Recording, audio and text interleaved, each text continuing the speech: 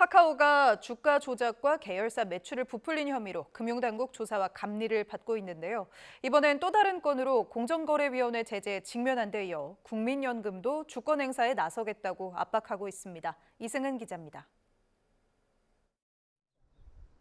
카카오에 대한 원성은 여야를 가리지 않고 나오고 있습니다.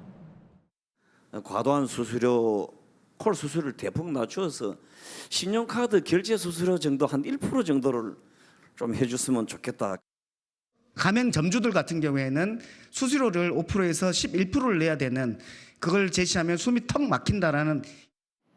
금융당국에 이어 공정거래위원회도 칼을 빼들었습니다.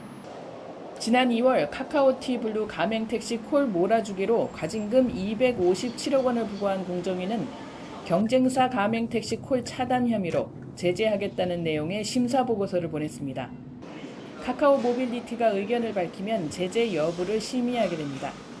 5.42% 지분을 가진 국민연금도 압박 메시지를 보냈습니다.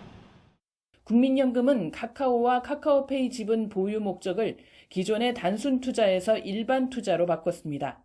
경영권에 영향을 주지 않는 범위에서 적극적으로 주주권을 행사하기 위해서입니다.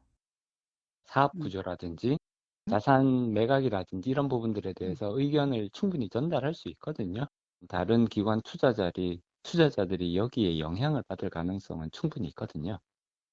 카카오의 이딴 무리는 독점력을 기반으로 우후죽순 계열사를 늘리고 개별적 경영을 통해 몸집을 키운 뒤 상장하는 외적 성장에 대한 집착이 원인이라는 시각이 많습니다. 카카오 국내 계열사는 6년 만에 2배 이상 늘어서 지난 5월 기준 147개입니다.